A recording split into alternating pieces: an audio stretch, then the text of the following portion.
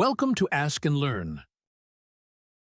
Okay, for this exercise, we will need to go to a couple of possible cases.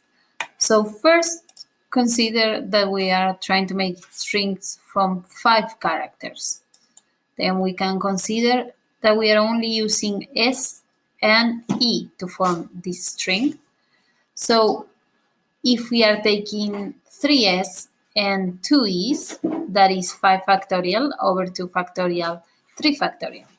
If now we are using the opposite, 2 S's and 3 E's, that would be 5 factorial over 3 factorial, 2 factorial, and that gives us 20. Now, another case is when we use 2S, 2 E's, and 1 R. In that case, we have 5 factorial over 2 factorial, 2 factorial, 1 factorial. That is 30. Now we can choose 3S, 1E, 1R, and that will give us 5 factorial over 3 factorial, 1 factorial, 1 factorial. That is 20.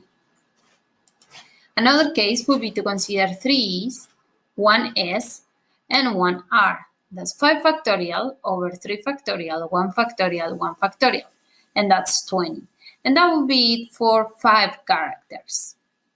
So, suppose now that we have 6 characters. We can do that considering only S and E. In that case, we will have 3 of each one. So that's 6 factorial over the repetition, 3 factorial, 3 factorial. That's 20. The other case is in which we are using S, E, and R. So we have 2 options, choosing 3S, 2 E's, and 1 R. That will give us 6 factorial over 3 factorial, 2 factorial, 1 factorial. And the case in which we consider 2S, 3E, and 1 R, that's 6 factorial over 2 factorial, 3 factorial, 1 factorial.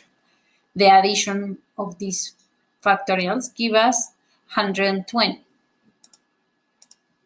Now, if we have 7 characters, and this is the maximum string length of the string that we can do, that would be considering the 7 numbers, so that's 7 factorial, 3S, that's why we divide by 3 factorial, 3 E's, that's why we divide by the second 3 factorial, and 1 R, that's why the 1 factorial.